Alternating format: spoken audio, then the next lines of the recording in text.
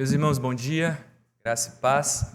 Eu gostaria de pedir que os irmãos abrissem a Bíblia no livro dos Juízes, no capítulo 7, para fazermos a leitura dos primeiros 8 versos do capítulo 7 de Juízes.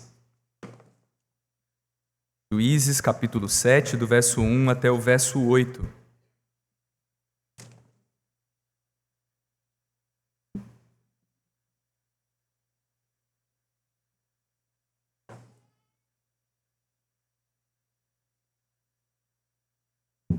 Eu peço que os irmãos acompanhem a leitura da palavra do Senhor, nosso Deus, que nos diz assim: Então Jerubaal, que é Gideão, se levantou de madrugada e todo o povo que com ele estava, e se acamparam junto à fonte de Arode, de maneira que o arraial dos midianitas lhe ficava para o norte no vale, defronte do outeiro de Moré.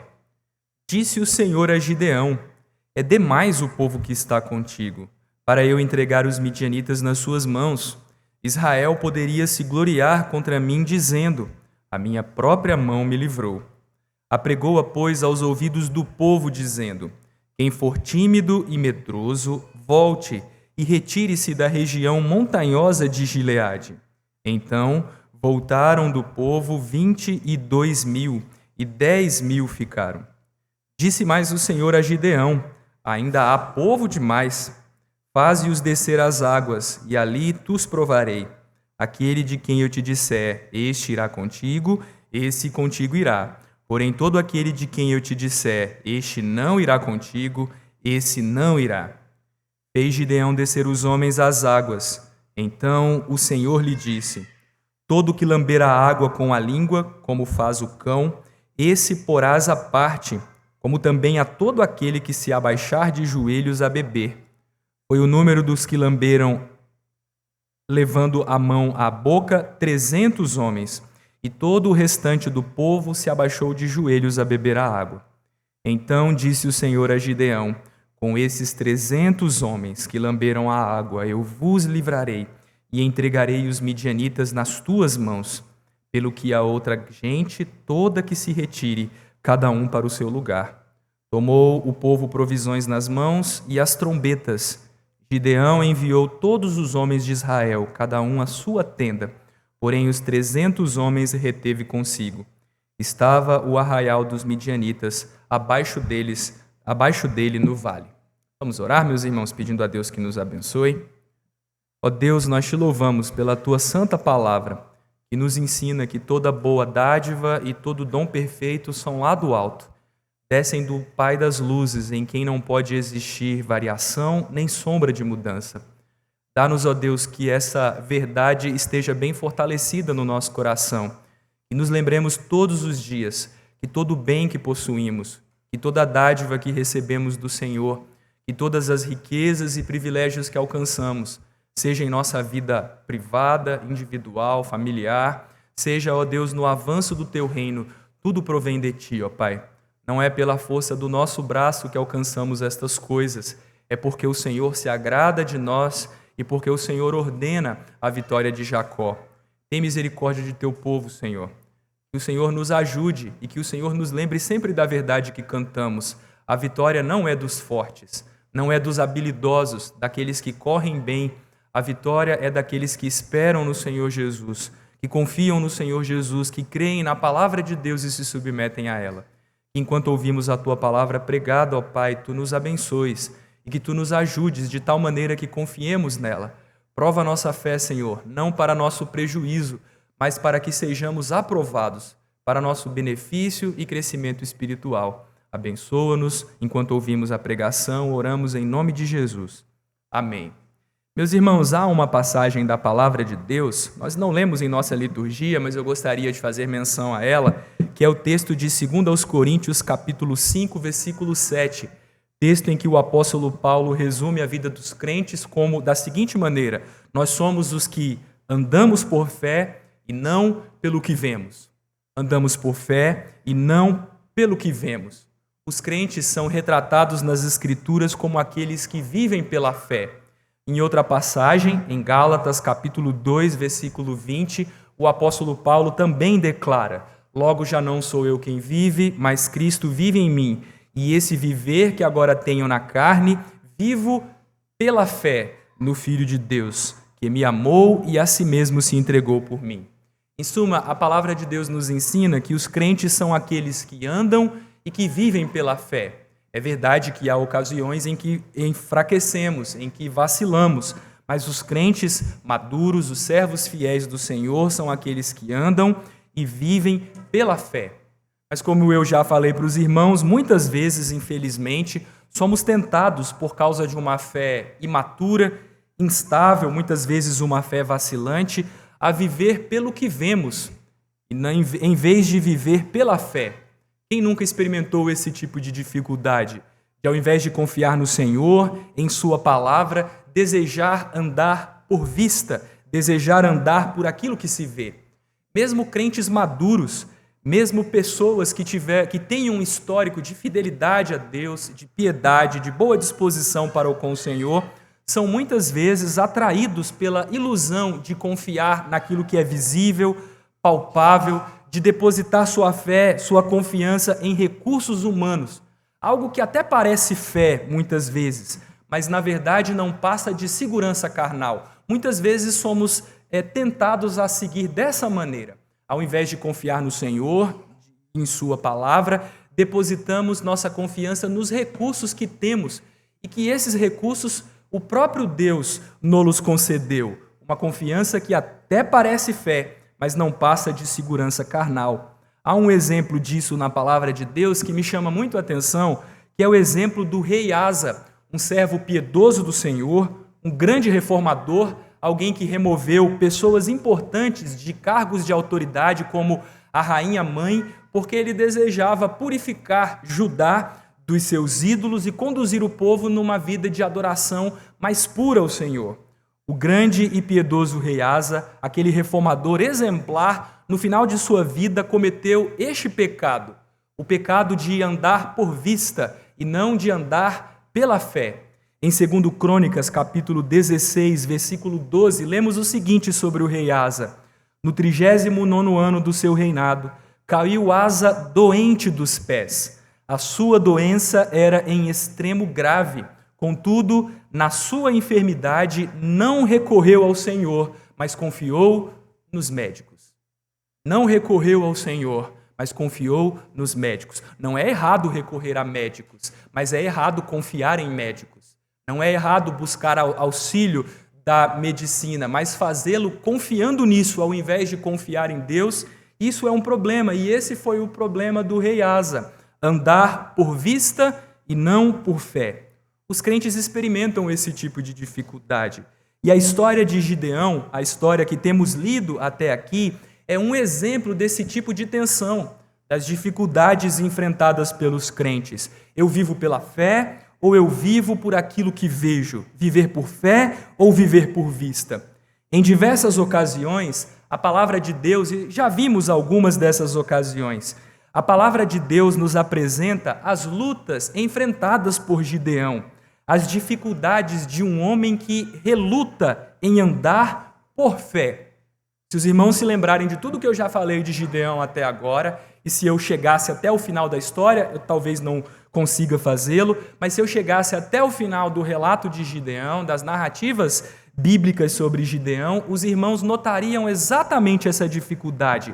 Um homem que reluta em andar por fé, em confiança, com confiança no Senhor. Especialmente no relato que vimos no último sermão, de Juízes 6, do verso 36 ao verso 40. Gideão abertamente questiona a palavra de Deus. O Senhor vai fazer mesmo o que me disse? Se o Senhor for agir dessa maneira, então me conceda um sinal, um único sinal. Depois, quebrando sua própria palavra, sua promessa, mais uma vez, Gideão diz a Deus que o Senhor não fique irado comigo se mais uma vez eu fizer prova de que aquilo que o Senhor disse é verdadeiro a meu respeito. Notem, dificuldade de crer no Senhor, de andar pela fé na palavra de Deus. Deus disse a Gideão, pelo seu anjo, como eu já afirmei para os irmãos, uma cristofania, uma aparição de Cristo antes de sua encarnação. Deus disse a Gideão que lhe daria vitória. Não havia necessidade para testes, para provas, para sinais, mas Gideão, como todos nós, era um servo de Deus que relutava em andar por fé. E é então que chegamos a Juízes 7, de 1 a 8. Aqui lemos sobre uma dinâmica interessante, o relacionamento de Deus com o seu servo, incentivando o seu servo a andar pela fé. Vemos aqui o Senhor agindo para conduzir Gideão a uma vida pela fé, não pela segurança carnal. O que Deus vai fazer com Gideão nestes versos?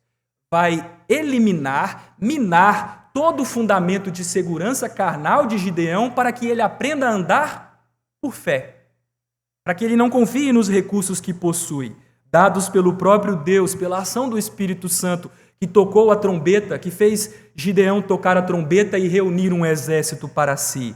Deus está agindo para conduzir seu servo a viver pela fé.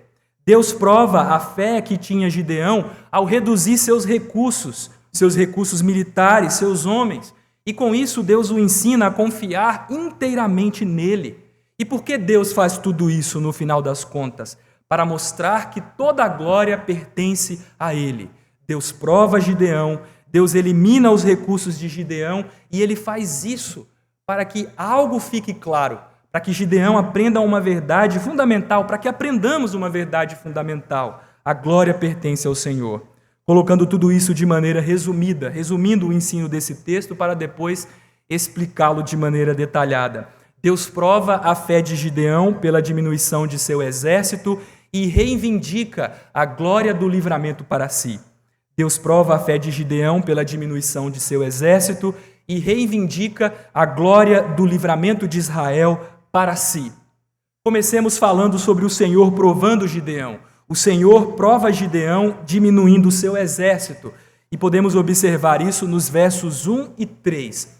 Mas eu gostaria de levar os irmãos até este ponto em que chegamos na narrativa. Como a gente viu num sermão que eu já fiz, não no último, mas no penúltimo sermão, nos versos 33 a 35, o Senhor revestiu Gideão com o seu espírito. E o Espírito do Senhor agiu soberanamente naqueles versos de maneira dupla naquela narrativa. Primeiro, o Espírito reveste e capacita Gideão para executar uma tarefa difícil. Não seria fácil enfrentar os midianitas, mas o Espírito do Senhor o capacitou. E depois, em segundo lugar, o Espírito Santo também agiu, inclinando o coração do povo para atender ao chamado de Gideão. Só pode ser obra do Espírito aqueles homens atenderem aquele chamado. Porque lembrem-se, Gideão é um homem de fé vacilante, cheio de temor dos homens. As pessoas, ou boa parte das pessoas que seguem Gideão, alguns deles, eram pessoas que, horas atrás, pouco tempo atrás, queriam matá-lo. Os homens da cidade de Gideão o acompanham na batalha, mas em versos anteriores eles queriam matar Gideão por destruir o altar de Baal. Então, a reunião daqueles homens, sob a liderança de um líder cheio de temor dos homens, com dificuldades, relutante em confiar no Senhor, aquilo era uma obra do Espírito Santo. Agora vejam, não satisfeito com mais essa demonstração poderosa do Senhor, de que Deus estava com ele para auxiliá-lo, para habilitá-lo na realização daquela complexa tarefa. E lembrem-se, o revestimento com o Espírito é mais uma demonstração do Senhor, porque outras já tinham sido dadas.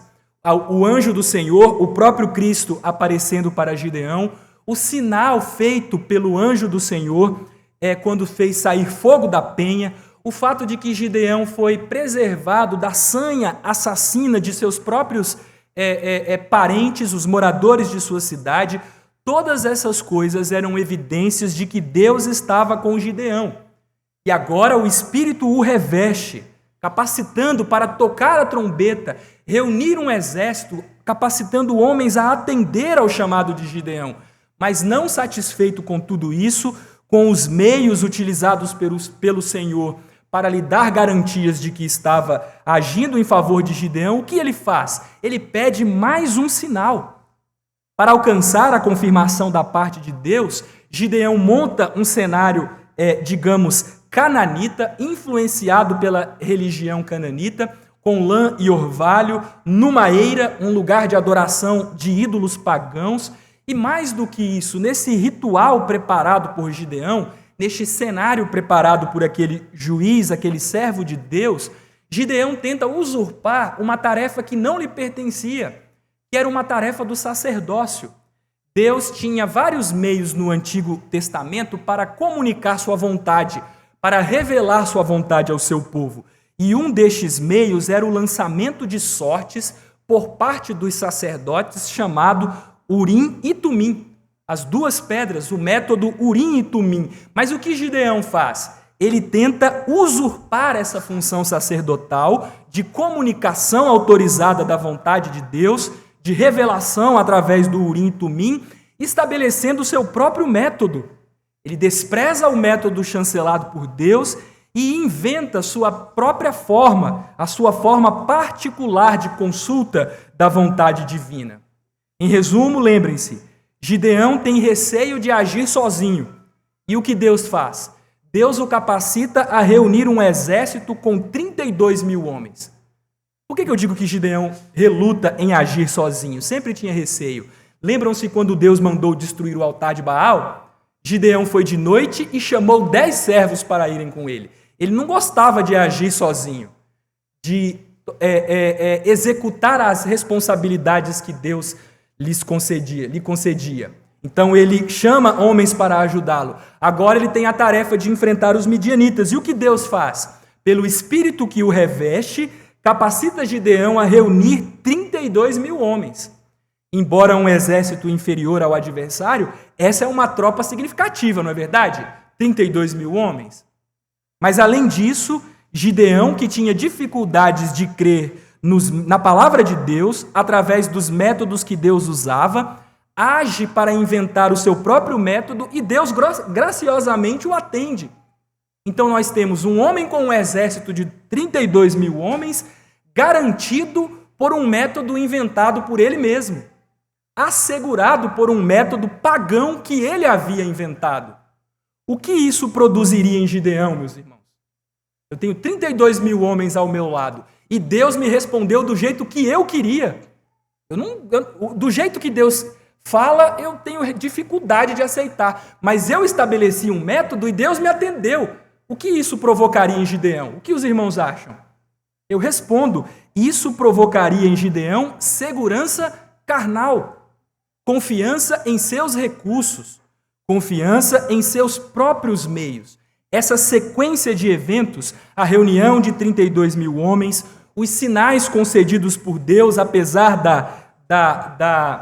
das dificuldades de Gideão, apesar dos métodos pagãos utilizados por Gideão, essa sequência de eventos daria a Gideão um tipo de segurança baseada em seus próprios recursos e não a certeza que procede da fé no Senhor e em sua palavra. Gideão não atende aqui, notem bem que o versículo 1 começa dizendo: Jerubaal, que é Gideão, se levantou de madrugada e o povo que com ele estava e se acamparam junto à fonte de Arode. Gideão não faz isso especialmente porque confia na palavra do Senhor, mas porque confia em seus recursos, mas porque Deus o respondeu por um método que ele acreditava controlar. Mas o que acontece aqui agora? Depois de Gideão agir dessa maneira, o que Deus faz? Vejam que coisa, irmãos. Embora o Senhor tenha pacientemente atendido aqueles 2 pedidos de Gideão nos versos 36 a 40 do capítulo 6, agora o Senhor Deus age para desfazer toda a segurança carnal que Gideão alcançou. O que Deus vai fazer aqui? Deus subverte o cenário construído por Gideão. Deus dissipa as bases de sua segurança carnal, a segurança carnal de Gideão, para que ele aprendesse uma verdade fundamental. Nas batalhas em que os crentes travam em favor do reino de Deus, o elemento fundamental é a fé no Senhor e na palavra do Senhor, não os recursos que possuímos. Os irmãos já notaram como os servos de Deus vencem batalhas no livro dos Juízes? Impressionante. É um homem com um punhal escondido, uma mulher com uma estaca que ela tira da tenda, um homem com uma queixada de um jumento, são armas Os nossos recursos não importam, meus irmãos, porque não temos força. Os nossos recursos serão sempre parcos nas lutas que travamos em favor do reino de Deus, pelo avanço do reino de Deus. O elemento fundamental é a fé no Senhor, é a fé na palavra do Senhor, naquilo que Deus diz. Gideão não sabia disso ainda. E o que Deus está fazendo aqui? Deus está agindo para ensinar isso, essa verdade. Gideão precisa aprender a confiar na palavra do Senhor. Não são os recursos que possuímos, não é por força ou violência. Um comentarista que eu gosto bastante, o reverendo Gustavo também gosta dele, o James Jordan, afirma o seguinte: a guerra santa deve ser lutada pela fé somente. A guerra santa deve ser lutada pela fé somente.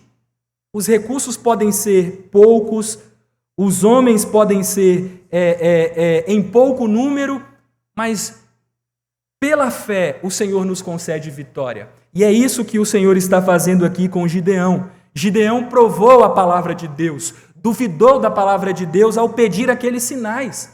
Algo pecaminoso, embora Deus o tenha atendido. Mas agora o que acontece? Deus inverte a situação e prova Gideão, prova a sua fé, diminuindo consideravelmente o seu exército. Vejam o que Deus faz. Já preparei o cenário e agora chegamos ao ponto aqui. Vejam o que Deus faz. Aqueles homens estão acampados junto à fonte de Arode. Ali, e o exército dos midianitas está ao norte do povo de Deus, no vale defronte do outeiro de Moré. E o que Deus faz com Gideão? Deus ordena que Gideão cumpra uma norma que até então ele não havia cumprido. Havia uma lei em Deuteronômio, na verdade, existe um capítulo de Deuteronômio, o capítulo 20, que estabelece as leis para a guerra. Quando o povo de Deus, Israel, não deveria ter um exército permanente. Quem inventa isso são os reis, Saul, porque o povo pediu um rei como tinham as nações, e Deus concedeu. Deus deu juízo para o seu povo. Vocês querem isso? Então eu vou lhes dar. Mas o povo não deveria ter um exército permanente. O povo deveria, numa situação de guerra, convocar os israelitas e deveriam começar perguntando: quem tem casa que ainda não consagrou? Volte para que outro não o faça em seu lugar. Quem se casou e ainda não teve tempo de dar felicidade para sua esposa? Volte para que porventura não morra na batalha e outro o faça em seu lugar. Mas aí então chegamos ao versículo 8 de Deuteronômio 20 e é dito o seguinte: e continuarão os oficiais a falar ao povo dizendo: qual homem medroso e de coração tímido? Vá, torne-se para casa, para que o coração de seus irmãos se não derreta como o seu coração. O que os oficiais deveriam fazer? Eles deveriam perguntar: tem algum covarde aqui? Tem algum homem com coração de manteiga no meio do povo? Vá embora, porque se você ficar aqui vai atrapalhar. Já pensou no meio de uma batalha? Eu vou usar a linguagem moderna. Naquela época não tinha isso, não tinha pólvora ainda. Mas já pensou numa batalha, tiro para lá, tiro para cá, e um homem: eu estou com medo. Pensa na situação. E agora? Como é que eu olho para frente e olho para o covarde que está ao lado? O que você tem que fazer com este homem? Manda para casa. Gideão faz isso. No versículo de número 3, Deus diz: apregou-a aos ouvidos, de Juízes 7, apregou-a aos ouvidos do povo, dizendo: quem for tímido e medroso, volte e retire-se da região montanhosa de Gileade. De maneira surpreendente, meus irmãos, eu digo isso até com tristeza no coração, 22 mil homens abandonaram o acampamento e voltaram para casa. De 32 mil, 22 mil voltaram para casa. Essa era a situação do povo de Deus. De 32 mil, 22 mil eram covardes. Meus irmãos, para Deus não importa número. Ele pode livrar com muitos ou com poucos, como nos ensina 1 Samuel, capítulo 14, versículo 6, as palavras de Jonatas. Porventura o Senhor nos ajudará nisso, porque para o Senhor nenhum impedimento há de livrar com muitos ou com poucos. Isso é verdade, mas é lamentável observar que a grande maioria dos homens da região norte de Israel eram tímidos, homens temerosos, covardes e medrosos, trêmulos. Essas duas expressões, a expressão tímidos poderia ser traduzida como covardes e a expressão medrosos poderia ser traduzida como trêmulos. São aqueles homens que diante do perigo, que diante da guerra, eles tremem, os joelhos ficam como água. Que coisa terrível, meus irmãos. Que lamentável. O povo de Deus naquela época era formado em sua imensa maioria por homens covardes. Aliás, os irmãos sabem por que o nome da fonte em que Gideão estava acampado se chamava Arode? Os irmãos sabem por quê? Fonte de Arode. Arode é a palavra aqui um substantivo no versículo 1, que é traduzido o adjetivo no versículo 3 como medroso, que poderia ser traduzido como homens trêmulos. É a mesma raiz. A fonte de Arode poderia ser traduzida como a fonte do tremor. Eu prefiro uma mais jocosa, digamos assim. A fonte da tremedeira. A fonte de Arode, aquele lugar, aquela fonte recebeu o nome Arode porque a maioria do povo de Deus eram homens que tremiam as pernas diante do perigo. Que tristeza, não é verdade, meus irmãos? E que tristeza saber que, infelizmente, vivemos numa época semelhante à de Gideão, em que, quando o perigo se apresenta, a maioria dos homens correm tremendo de medo. Eu acho que muitas igrejas presbiterianas deveriam se chamar Igreja Presbiteriana Arode, ou Fonte de Arode, porque é lugar de gente que treme diante do perigo, que não tem coragem de, pela fé, enfrentar inimigos poderosos. Mas o que são esses inimigos poderosos se Deus está conosco? Se Deus está do nosso lado? Deus estava do lado do seu povo, mas aqueles homens eram homens covardes. Aquela quantidade notável de homens trêmulos, medrosos, deu origem ao nome daquele lugar. Embora um lugar ocupado por homens que pertenciam ao povo de Deus, aquela não era a fonte da coragem, porque não havia muitos corajosos ali. O líder daqueles homens era covarde. Trêmulo é uma expressão que se aplica a Gideão. Ali não era um lugar com muitos homens corajosos, com homens cheios de fé. Ali era um lugar de homens cheios de temor. E por isso, a fonte do tremor ou a fonte da tremedeira. Meus irmãos, Deus frequentemente nos coloca em situações em que os nossos recursos naturais são insuficientes. Deus limita ou até mesmo destrói os nossos recursos naturais para nos ensinar uma coisa. Não é para nos destruir. Quando Deus elimina os nossos recursos naturais, não é para nos destruir, mas é para nos ensinar a confiar em Sua palavra. Deus destrói as bases de nossa segurança carnal, para aprendermos a confiar unicamente nele. 32 mil homens, Gideão. Estes homens são covardes e você está confiando neles. Deixe de ser tolo, é como se Deus estivesse dizendo para ele. Gideão precisava confiar na palavra do Senhor. E, meus irmãos, Deus pode fazer isso com você também. Se você é um servo de Deus, mas coloca a sua confiança nos recursos deste mundo, Deus pode destruir esses recursos. Deus pode tirar o seu emprego para que você aprenda a confiar nele e não no seu salário. Deus pode minar seus investimentos. A gente vive numa época em que os homens agora confiam em investimento. Eu sou um investidor inteligente, então eu não terei dificuldades. Deus pode destruir seus investimentos, acabar com seus recursos, com sua poupança, com aquilo que você guarda, com suas posses. Deus pode tirar uma pessoa que você ama, que é a fonte carnal de sua segurança, para te ensinar uma verdade fundamental, que você aprenda a confiar nele e na palavra dele somente. A fraqueza, meus irmãos, é o palco da manifestação do poder divino. Deus nos tira tudo em que confiamos, para que aprendamos a confiar unicamente nele. Era isso que Deus estava fazendo com Gideão. Eu tenho aprendido isso no ministério. Às vezes a gente começa a achar que está dando tudo certo e quando a gente menos espera, Deus elimina tudo em que confiamos. E é aí que o Senhor começa a agir. Quando, sem motivos para confiar em nós mesmos ou em nossos recursos, confiamos no Senhor e com poder Deus age. Essa é a primeira coisa que eu gostaria de dizer para os irmãos. A segunda é basicamente a mesma, mas nós poderíamos dizer: o Senhor prova Gideão, diminuindo ainda mais seu exército. A única coisa que eu acrescento no título desta sessão é ainda mais seu exército, diminuindo ainda mais. Os irmãos acham que Deus estava satisfeito com o tamanho do exército de Gideão? Ele tirou os covardes, 22.000, mas como nos mostra o versículo 4, Deus ainda não estava satisfeito, ainda havia gente demais. E Deus age para diminuir o exército ainda mais nos versículos 5 e 6.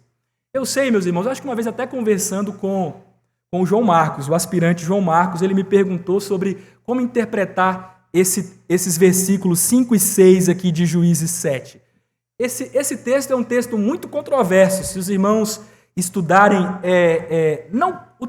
o assunto central não é controverso, mas os detalhes é que causam certa confusão na cabeça das pessoas. Mas por que eu digo isso? Porque as interpretações são muito variadas. Como os homens beberam água? Foram 2 grupos distintos? Ou 2 formas de beber? Ou 3 formas de beber? As pessoas ficam discutindo. Qual o critério Deus utilizou para escolher aqueles 300 homens? Há quem diga que Deus escolheu os homens que lamberam a água como faz o cão, porque ao fazer isso, Deus estava dizendo o seguinte: esses homens confiam em mim, porque eles abaixam a cabeça até a água até a fonte para beber. E eles não estão preocupados com o que está à volta. Por quê? Porque eles confiam no Senhor. Tem gente que diz isso. E Deus escolheu essas pessoas porque confiavam mais nele. Outros dizem que não, Deus escolheu os que levaram a mão à boca. Por quê? Porque isso era uma demonstração de que estavam em estado de alerta. Mas há muita dificuldade para traduzir esse texto, e para mim, embora eu entenda o seguinte, que o texto significa o seguinte, essa é a minha interpretação, mas isso para mim pouco importa, é que aquele que bebe como cão, isto é, aquele que se ajoelha para beber água, este Gideão deveria colocar à parte. E aquele que pegava a água como uma concha na mão e levava a boca para beber, este Gideão deveria levar consigo os 300 homens. Mas não importa, meus irmãos, como a gente vai lidar com os detalhes desse texto. Que critério Deus usou, quem ele escolheu. Uns dizem que foi os que lamberam a água como cão, outros dizem que não, que foram aqueles que levaram a mão à boca. E há outras interpretações a respeito deste texto. Mas eu entendo que o critério usado pelo Senhor é discricionário, uma decisão soberana do Senhor sem explicação aparente. E o que importa para nós, de fato, não é dar atenção aos detalhes ambíguos da passagem, às questões de tradução, mas o que devemos observar é que o Senhor está agindo para eliminar todo tipo de confiança carnal. Esse é o ponto fundamental do texto. Às vezes a gente se perde em filigranas, em dificuldades de tradução de textos bíblicos, e não pegamos o assunto fundamental. O que Deus quer nos ensinar aqui? Que os crentes não devem se escorar na carne. Os crentes devem fundamentar sua vida, devem confiar no Senhor.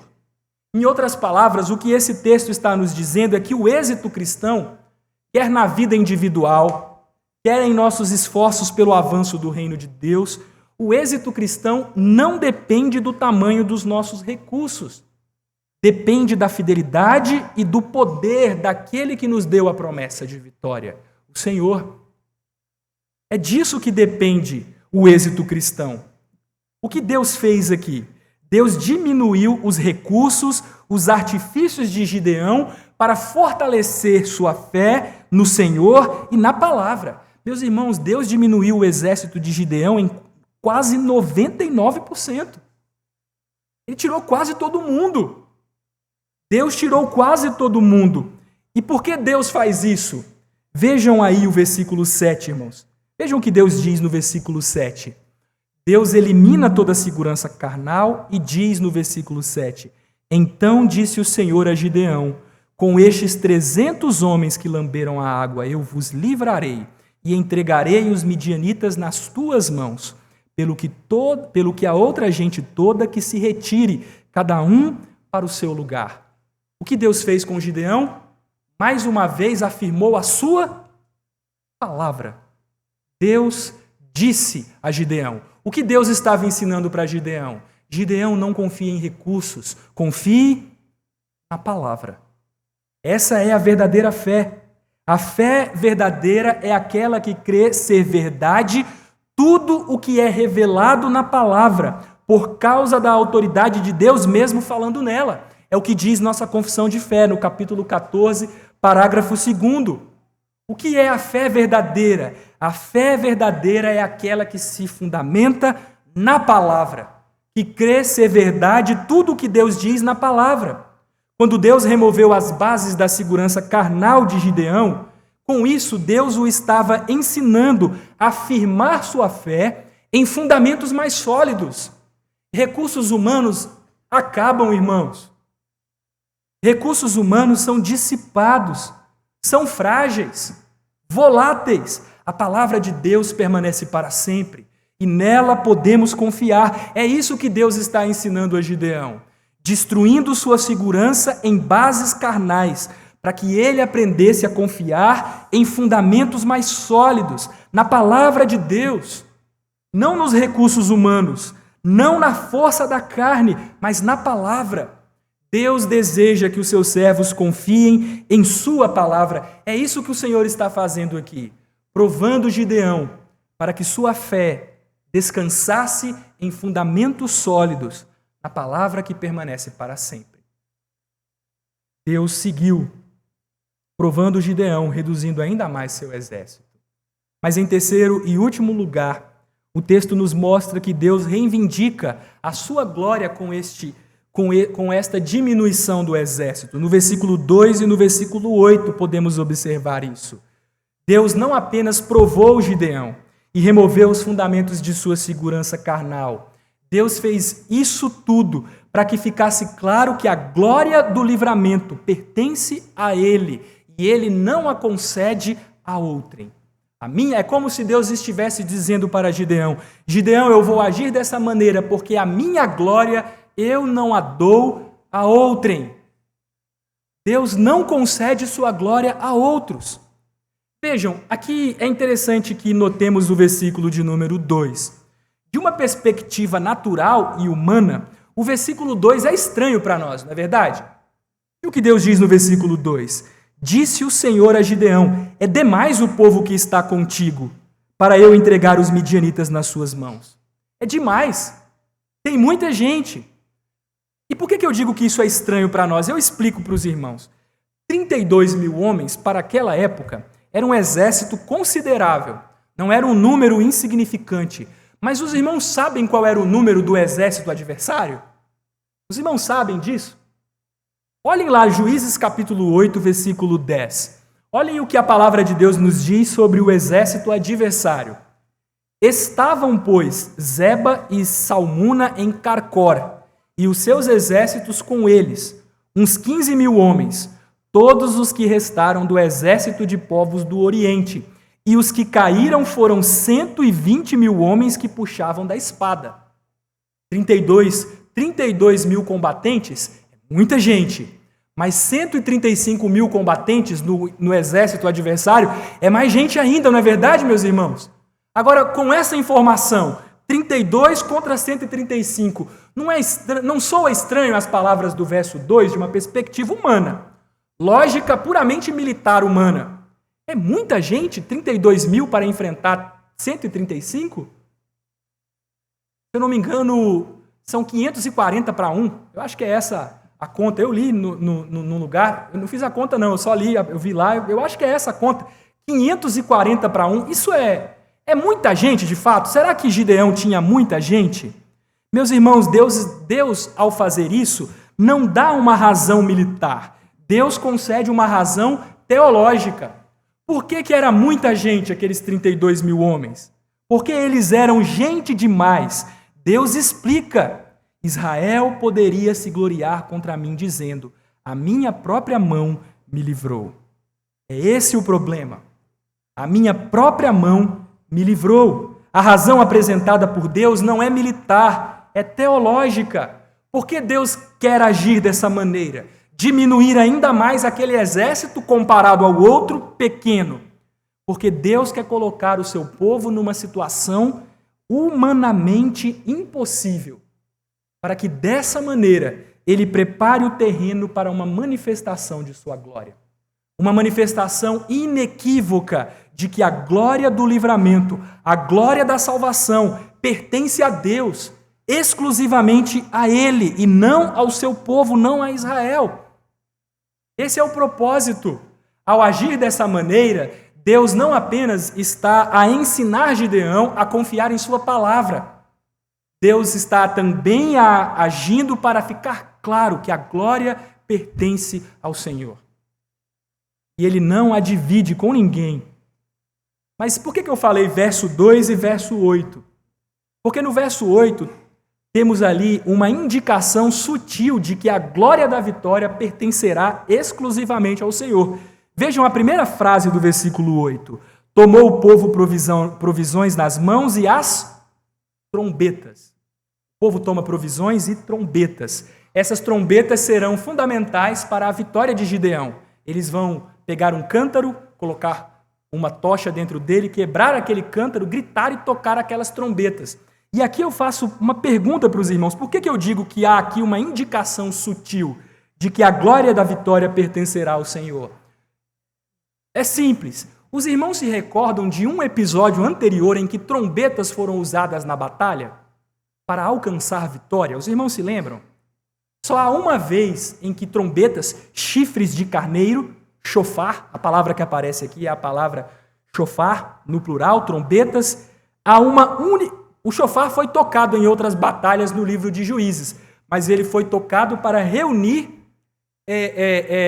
soldados, para a convocação do exército. O próprio Gideão tocou a trombeta no capítulo 6, tocou o shofar, mas as trombetas serão usadas para alcançar vitória. Os irmãos se recordam quando trombetas foram usadas para alcançar vitória? Num episódio anterior, só uma vez isso aconteceu. Só uma vez. E foi no livro de Josué, capítulo 6, a primeira batalha do povo de Deus na terra prometida, contra a cidade murada, fortemente murada, contra a cidade de Jericó. E o que o uso daquelas trombetas em Juízes 6 deixou absolutamente claro? A vitória não veio porque Israel tem um exército poderoso, mas porque Deus agiu em favor de seu povo. O povo rodeou a cidade, tocou as trombetas, gritou como o povo gritaria com Gideão, espada pelo Senhor e espada por Gideão, e os muros de Jericó miraculosamente vieram abaixo. Os muros vieram abaixo. Aqui o autor está de maneira sutil demonstrando: estes homens vão usar trombetas para alcançar a vitória, para que fique claro que a vitória na batalha pertence ao Senhor. O uso da trombeta, portanto, aqui em Juízes 7, mais adiante, e aqui já como um prenúncio, revelará a verdade descrita em Josué capítulo 6, quando o termo trombeta aparece 14 vezes lá em Josué 6. O Senhor é o responsável por conceder vitória ao seu povo. Por isso, toda a glória da salvação lhe pertence. Deus é o protagonista da história da redenção. Seus servos não podem reivindicar mérito ou glória, porque a glória pertence ao Senhor. Chegando já ao final, meus irmãos, fazendo aplicações. A primeira delas, apenas uma extensão daquilo que eu acabei de falar para os irmãos. Deus é o personagem principal da história. Toda a glória da história da redenção, toda a glória pertence a Deus. Às vezes, irmãos, a gente lê a Bíblia e fica empolgado com estes personagens e focamos toda a nossa atenção em Gideão e nos 300 homens. Eu já disse aos irmãos que das piores pregações que eu ouvi na vida, algumas delas foram uma série de pregações, para minha tristeza, foi exatamente na narrativa sobre Gideão. E aquele pastor falava sobre Gideão e os seus 300, que coisa, os 300. Meus irmãos, o foco não está em Gideão e nem nestes 300 homens. Está neles. Gideão era um líder fraco, limitado, cheio de temores, com dificuldade de confiar na palavra do Senhor. E estes 300 homens, muito menos. O foco dessa narrativa está no Senhor. Quando o reino de Deus avança, quando os inimigos de Deus são derrotados, a glória pertence ao Senhor. Infelizmente, os crentes querem tomar para si as glórias, os louros da vitória, eles não são nossos, meus irmãos. Pertence ao Senhor. É Deus quem concede vitória ao seu povo. O reino de Deus avança não porque a igreja é maravilhosa, somos todos fracos, todos imperfeitos, pecadores, mas Deus assim o faz para que uma verdade fique absolutamente evidente. A glória pertence ao Senhor. A igreja é uma demonstração disso, formada e liderada por pecadores imperfeitos, mas ainda assim a igreja segue avançando e crescendo. Meus irmãos, por que a igreja não acabou ainda? Você já se perguntou? As pessoas brigam por as coisas mais inúteis e tolas. Quantas pessoas imaturas existem na igreja? Mas por que a igreja segue crescendo e avançando? Por causa do Senhor, e por isso quem merece todo louvor e glória? O Senhor, a glória pertence a Ele. Um comentarista, falando sobre o livro de Ruth, mas eu acredito que isso é válido para o livro dos Juízes, diz o seguinte, eu já citei isso para os irmãos uma vez, mas gostaria de citar de novo. Ele diz o seguinte, os protagonistas humanos não devem ser vistos como heróis ou heroínas para imitação. Eles são apenas os pequenos atores na história de Deus. O foco principal é sobre o que Deus está fazendo em e através desses personagens. Se Deus é o ator primário no drama, então sua presença, ações e planos devem servir como fundamento para aplicar e ensinar o livro. Quando lemos a narrativa de Gideão, devemos nos lembrar disso, de que Deus é o ator primário. Ele é o diretor do drama, mas ele também é o personagem principal, o protagonista. Não é Gideão, não são os 300 que acompanham Gideão, é o Senhor, a glória pertence a Ele. Em segundo lugar, meus irmãos, uma segunda aplicação, a força dos crentes não está neles mesmos ou nos recursos que possuem. A força dos crentes está no poder que Cristo supre. É em Cristo que podemos todas as coisas. Como lemos em 2 Coríntios 12, de 9 a 10, em muitas ocasiões, Deus age para nos enfraquecer, para minar nossas forças, nossa segurança, com um objetivo. Quando estivermos lá naquela situação de fraqueza, que nos lembremos com mais clareza que quem nos sustenta é o poder de Cristo. O poder de Cristo repousa por naqueles que se reconhecem fracos. E é por isso que quando somos fracos, então é que somos fortes. Nessa mesma carta de 2 aos Coríntios, no capítulo 1, nos versículos 8 e 9, Paulo fala de tribulações experimentadas na Ásia. A natureza da tribulação que nos sobreveio na Ásia, ele não queria que os irmãos ignorassem. Por quê? Porquanto foi acima das nossas forças, a ponto de desesperarmos até da própria vida. A situação de Paulo era tão complicada que ele ficou desesperado de sua vida. Mas ele diz, contudo, já em nós mesmos tivemos a sentença de morte, para que não confiemos em nós, e sim no Deus que ressuscita os mortos. Deus às vezes nos coloca em situação em que desesperamos até mesmo da vida, para que aprendamos uma coisa. Eu não devo confiar em mim mesmo. Eu devo confiar naquele que tem até mesmo o poder de ressuscitar mortos. Deus muitas vezes nos enfraquece. Deus muitas vezes elimina todos os fundamentos da nossa segurança para que aprendamos a confiar nele e nele somente. E por fim, meus irmãos, esse texto é de maneira simbólica uma demonstração de que a glória da salvação pertence ao Senhor. A palavra de Deus nos diz que pela graça somos salvos, mediante a fé. Isso não vem de nós, é dom de Deus, não de obras para que ninguém se glorie. O livramento militar concedido por Deus a Gideão e aqueles 300 homens, a Israel, através de um exército insignificante, é uma demonstração, é um símbolo de que Deus nos fornece um livramento superior, o livramento espiritual, a salvação. E isso ele o faz, deixando muito claro que não é por obras, não é por causa dos nossos méritos, por causa dos nossos recursos, unicamente pela graça, para que ninguém se glorie, para que toda a glória seja de Deus e de Deus somente.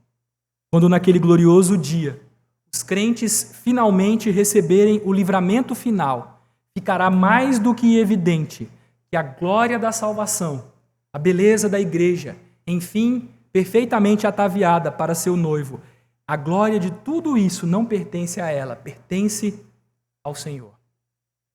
Toda a glória seja dada ao nosso Deus para todo sempre. Amém.